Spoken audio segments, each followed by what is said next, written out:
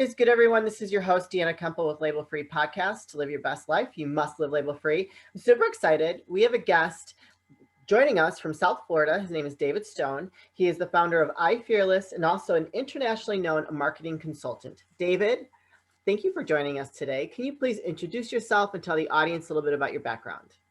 Thank you, Deanna. I am thrilled to be here and just so grateful that you invited me on to talk to your listeners. My background, as you picked up in our pre-conversation, I'm originally from Canada.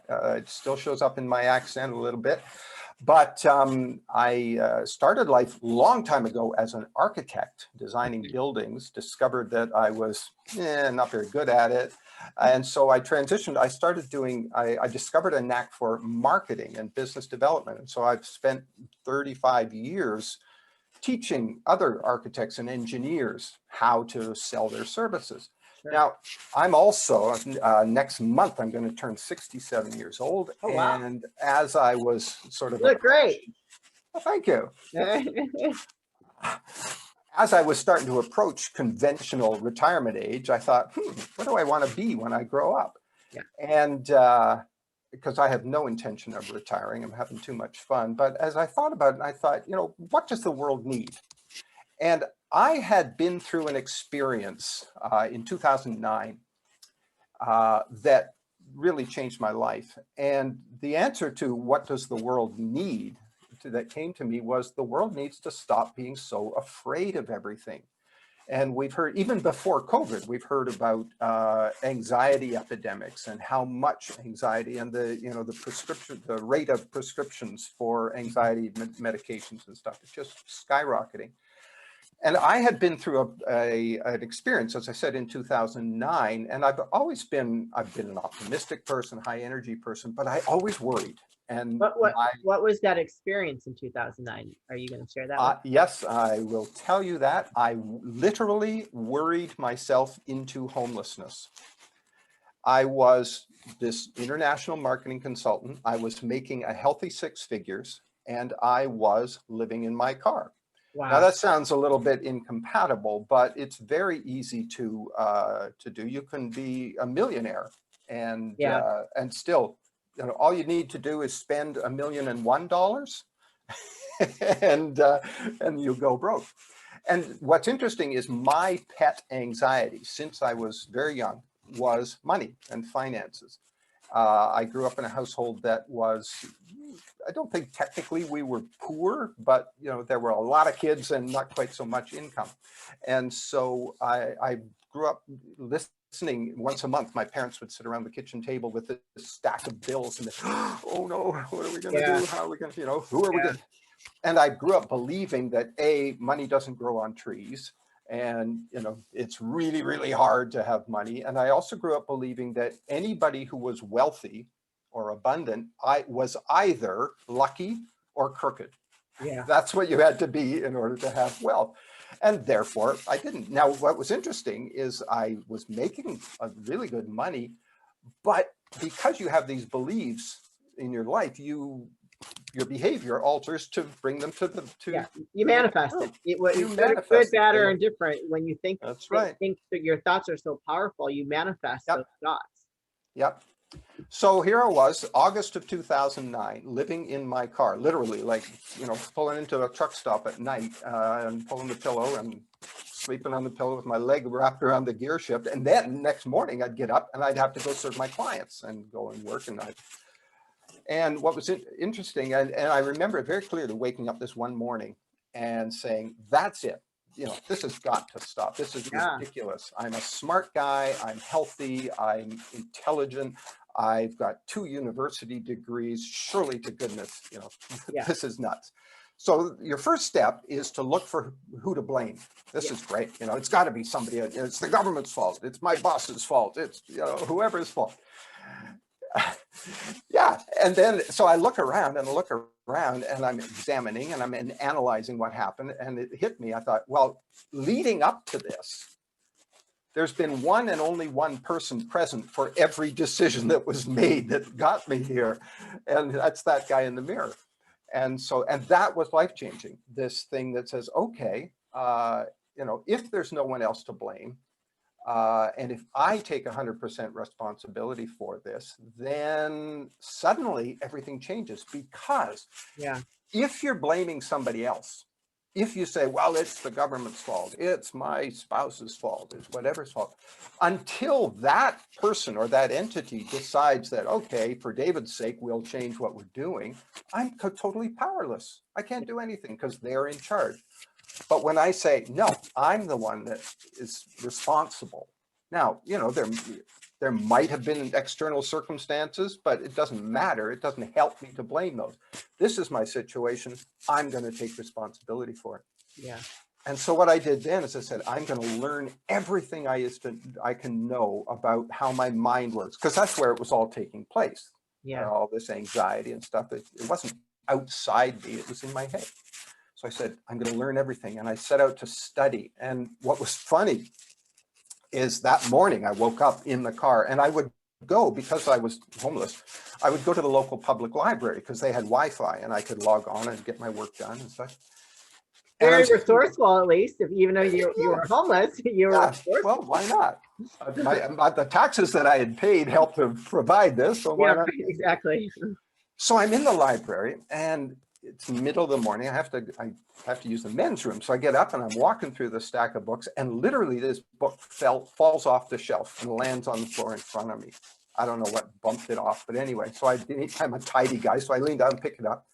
And it was a book by the great Dr. Wayne Dyer. I don't know if you're familiar with Dr. Familiar, but not necessarily. Okay, he passed away in 2015, I think, but just a brilliant person in terms of self-development.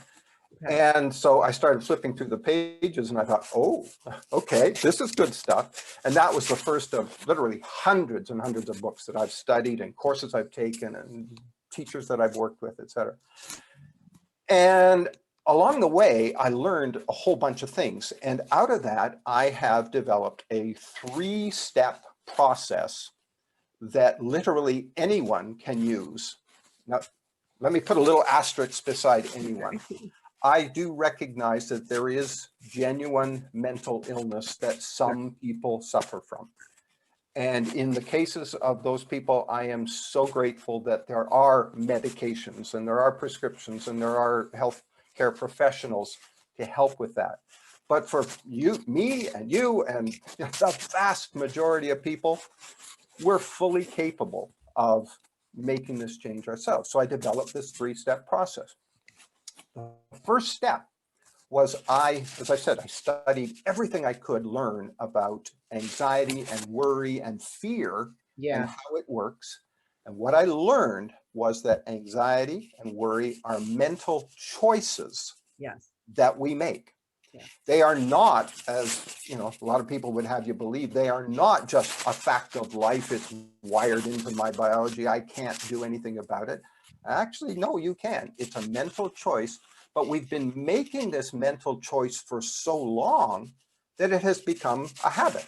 And like any habit, it just drops below your level of conscious awareness, and we don't think about it. Something happens, now I'm worried. And I don't think, okay, why would I choose to be worried? Is that helping me? Is that useful? And so I learned that. I learned that there's a difference. There's sort of a fear scale, if you want. And this is really useful for your listeners to know. When we think about fear is a really useful biological response to an imminent danger. So I'm walking along the street and I'm texting my friend or whatever, and I turn to cross the street, I step out in the street, and I happen to look, and there's a bus coming. I'm gonna die. Well, our body is designed, our brain registers a threat. Our body reacts beautifully and wonderfully. And what happens is cortisol is an adrenaline hormone. Starts pumping into our system. Our heart rate goes up, our breathing rate increases, our strength actually increases, our reflexes speed up, and it's priming our body to take action. So I jump back onto the sidewalk, the bus goes by, and I go, whew. Now the emergency is gone.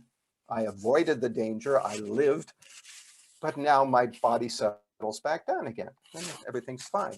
And that's fear, and that's great. And I'm glad we have it, but it's like the fire department. You know, I'm really happy they're here, but the best days are the ones where we don't need to phone them. Oh, right. True. Yeah.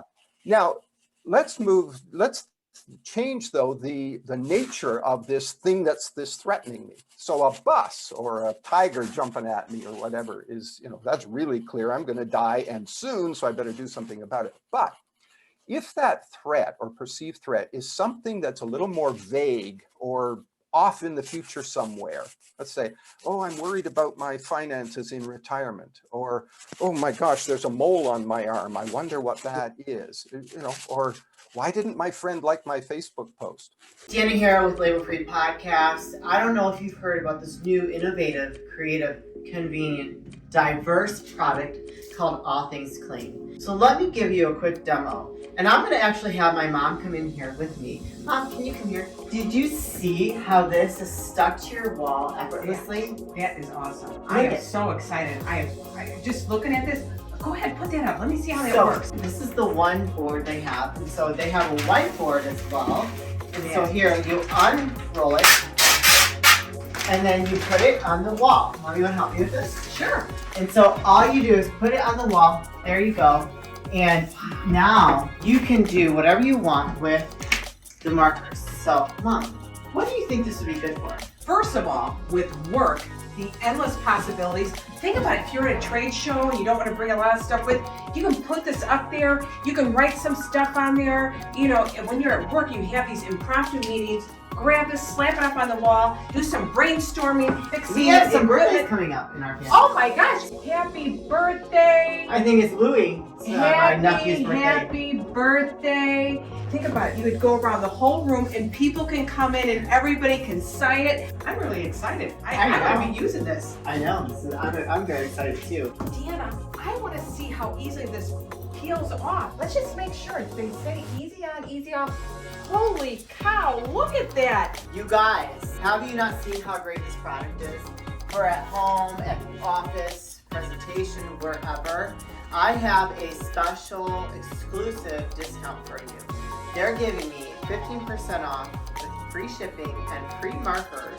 The code LABEL15 at clingers.com. That's right, 15% off, free shipping, free markers at clingers.com. And the possibilities are endless.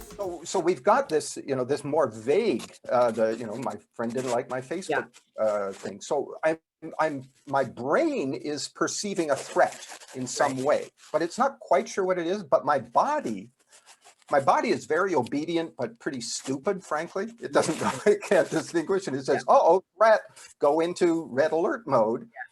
The adrenaline starts. Fight or flight, right? That's exactly right, except it doesn't know what to do. There's no sidewalk to jump back to. And we end up with this chronic, continuous situation. And that's when really bad stuff can happen, because chronic anxiety can lead to some really nasty health problems. Oh, for sure. Yeah. And so when we realize, and so then I also studied, I said, okay, what are the, so many people have anxiety, there must be some benefit to it. We're all doing this, what's the benefit? And I discovered that, there are some people who say, well, that's how I show I love people, show how I care because I worry about you. Some people say, well, that's how I solve problems. And as I analyzed each of the things, it turned out they're total bunk because, worry and problem solving are completely different activities. I'll talk about that in a second.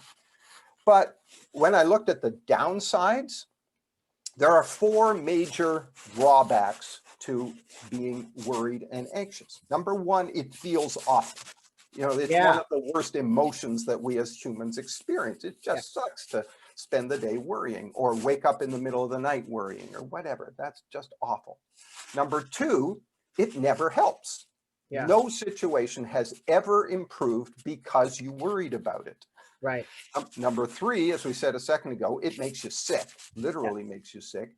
And number 4, which to me is the one that bothers me the most, is that it blocks our potential.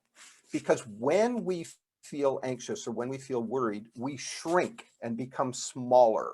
Yeah. and we don't try new things. It's, to use a sports analogy, people talk about a team that is either playing offense or playing defense. I'm either playing to win or playing to not lose. Sure. And when I'm worried and anxious, all I'm worried about is protecting myself. I'm not taking any chances. I'm not trying anything new. I'm kind of retreating back into that little cave that's my safe space, and that's all I'm doing. Right. And how do we grow as human beings? How do we reach our potential from that situation? So for all those reasons, it's just wonderful to say, that's it, I'm opting out. And so I wrote this book afterward. It's called Unsubscribe from Anxiety. And the premise is that, this is a choice. You don't like it? Great, let's stop. You don't have to. So this first step is to prepare your mind to be receptive to the fact that, yeah, I could get rid of it if I wanted to. Right. We're trained from birth to worry. Everybody around us worries. Popular culture. Flip on the TV channel, the TV news. I cannot watch regular TV. Oh, I can't either. Yeah. But the way they bring it, here's what you need to know right now. Yeah. What do I need to know right now? They're programming you with that worry and that anxiety. They're programming exactly you right. to be that reactive. Yep.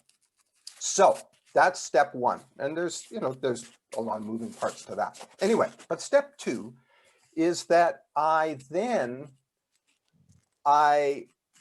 reset. I hit the reset button with my brain. And I do that by actually experiencing for a short period of time what it feels like to be completely and utterly worry and anxiety free.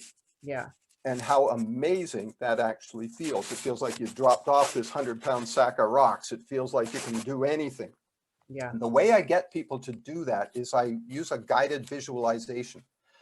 Because when we're worried or when we're anxious, invariably it shows up in our body somewhere as a tension. Different people have it show up in different places. For me, it was always in my neck and my shoulder. Some people it's in, they get headaches. Some people it's their stomach ache. And so what I did, and I developed this visualization technique that I used on myself, and now I use it in workshops and stuff.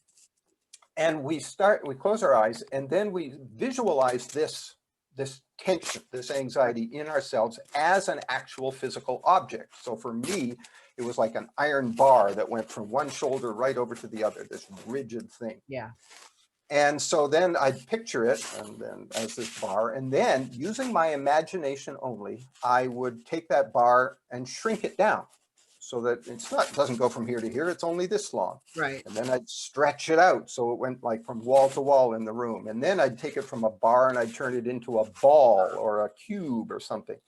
And then I'd think, what color is it? And it was sort of a dark gray, black, and so a lot of visualization type of techniques. That's exactly right. But what I'm doing is I am now taking control of it instead of it controlling me. And I'm learning that I can control it instead of it controlling me. And so then we take this thing and I move it around my body, and now it's in my left foot, and now it's in my right hand, and then I take it and I set it on the floor, all with my imagination. I set it on the floor and sort of kick at it a bit. And then I pick it up and then I hold it in my hand, and it's kind of like the size of a baseball, and I visualize it and I turn it into just like mist. And then I take a deep breath and blow it away. Oh, cool. I like that. And then at that moment, anybody that's in the workshop, they come out and I say, okay, now quick, worry about the thing you were worried about. And they can hardly even remember what it was they were worrying about, let alone feel that anxiety, because they have taken control of it and they have removed it from their body. So that's hitting that reset button. Wow, I can do this. I can control this anxiety. I can get rid of it if I want to. Which takes us to step 3, because as we said in step 1, we discovered that it's a mental habit. Yeah. Now, like the thing about any habit is it's a learned behavior. If it's a good habit, I want to keep it. If it's a bad habit, I'd like to get rid of it. But you can only get rid of it by replacing it with a different habit. And so what I then learned was, what new mental habits can I replace anxiety with to make sure it doesn't come back. Because if I don't, it'll be back tomorrow or the next week or whatever. As good as this feels right now, it'll come back. So there are 3 major new mental habits you want to replace it with. Number 1 is gratitude. It is impossible to simultaneously hold a grateful thought and a worried thought in your head at the same time. You simply cannot do it. Try it if you want, but you can't do it. Yeah. And so what we developed is a habit of starting every morning. Quick, 5 things you're grateful for. I have this little gratitude journal right here. I write it in every day. But I got to the point, today I'm at the point where probably 6-10 times a day, I just take a moment and think, what am I grateful for? I mean, right this minute, I'm grateful for Steve Jobs because he made this cute little MacBook Air that I'm able to talk to you with. I mean, Yeah. we couldn't be talking if I wouldn't. So I have that gratitude thought. And like I said, you cannot simultaneously hold anxiety and great gratitude in your mind. And so as soon as we've got gratitude, there's no room for the anxiety. That's the first one. The second one is what we call replace it with purpose. Okay. And that says everybody in the world was put here for a reason. Yeah. And not all of us have found it. Some of us take a while to find it, but when you find it, it finds you rather than you find it. And now you're driven. You say, I have to do this. This is why I get up in the morning. I heard one time it said that the 2 most important days of your life is the day you're born and the day you figure out why. Yeah. Yeah. I love that. That's true. Though. Isn't that great? So now, so I wake up in the morning, I've got things to do, important things to do. I've got to tell the world and your listeners about that they don't have to be worried anymore. Yeah. And on the way to that purpose, I don't have time to worry. And any challenge that comes in front of me or an obstacle that gets in my way, that's all it is. It's an obstacle because on the far side of that obstacle is really important things that I need to be done. Yeah. So none of them stop me anymore. And I take those challenges and I say, okay, there's a wall. I can go over it, under it, around it, through it. I can just decide to turn and go the other way. There's a million ways, but I don't let the wall stop me. Right. So that's the second mental habit, replace it with purpose. And in the book and in the workshops, if people say, well, I don't know what my purpose is, then there's a whole process of helping them figure out what that is. Yeah. And then anyway, the third mental habit is, and my brain just shut down on me. That's all right. We had a brain freeze. So yeah, while you figure that out, I'll just tell you, I very rarely struggle with worry or anxiety. Okay, but occasionally I do get anxiety, and it's like it can be overwhelming. And I tell myself like this is not real. This is like I'm creating this. And it's typically for me, I notice, and I'm just gonna be real. It's like throughout that hormonal time where but other than that, like you say, I wake up with gratitude. I mean, I lost my husband 5 years ago. I had to start my life all over. And it's been a journey these last 5 years. I mean, that was a life-changing moment. And so I'm great now. I'm very happy and all that stuff. So I've decided, I had to decide who I wanted to be moving forward in this new period in my life. And I decided I just want to be a very joyful person. I want to live my life with gratitude, and I surrender to the unknown. And when I decided in December, after I lost my corporate job, to surrender to the unknown, occasionally there's some worry that comes up, but not so much anymore. Because no matter what, in these last couple months, I have been fine, and I did have some anxiety about a week or so ago, and I was like, woo, like it was like, and I just had to tell myself, I had to talk myself off that ledge, because I don't believe in taking the medications for it at all. I have family members that suffer from really bad anxiety, but I think that once they've gotten on that train, it's hard to stop it. Because they almost use it as a crutch. I hate to say that, but well, it's true, and there are a lot of people that kind of wallow in it and enjoy it because it creates drama, and it draws sympathy and all kinds of there are some benefits to it. I don't find that they are worthwhile benefits, Right. but I do see that. Okay, find the third one. What was the third The one? third one is what we call instant action. Okay.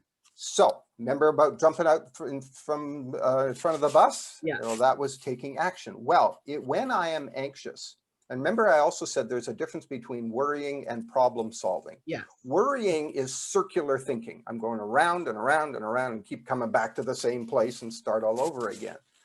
Problem solving is very different. Problem solving is linear and progressive. Yeah. And so I say, all right, I've got this challenge. I'm not sure, you know, I have a health concern, or I have a money concern, a finance concern, whatever. In your case, you know, you lost your job. Now I've got employment concern or finance concern, etc. Well, I've got a choice. I can worry about it, go around and around and around, not make any progress, or I can say, all right, I've got this challenge. Yeah. What do I know about it? What are the resources I have, etc. So instant action says it's 2:30 in the morning. I'm lying there. I'm wide awake. I can't sleep. And now I'm worrying about worrying. And now I'm worrying about I don't have enough sleep. I'm not going to have enough sleep. Domino effect is like. It's nuts. So my suggestion is stop trying to go to sleep. It's not working. So get up. All right, get up. And what are we worrying about? I'm worried about my finances. Great. Go out of the bedroom. Go sit down in the living room, the kitchen table, wherever. Make a budget. Right now, 2:30 in the morning, write down a budget for the next month. What am I going to, here's what income, here's outgo, etc. Because what you're doing is you're taking charge. Right. You're saying, all right, I'm going to do something about this. Or let's say you've got a health concern, or you could go online and find, you know, book yourself a meeting with a financial consultant or, you know, an advisor. If I've got a health concern, what can I do at 2 o'clock in the morning? I can go down, I can make myself, if I'm concerned about diet, I can, you know, look up and say, all right, here's my diet and my recipes for the next week. Here's what I'm going to eat for the next week, and I'm going to make it all healthy. I can, you know, if I'm not getting enough exercise, gosh, at 2 o'clock in the morning, I can go online and I can order a Peloton machine. It'll be at my house tomorrow if I want. True. Yeah. So there's something I can do in that instant. Yeah. And now suddenly I've taken control, and it's all about who's in charge. Is the anxiety in charge, or am I in charge? And by taking this instant action, I'm now in charge again. And that makes me empowered.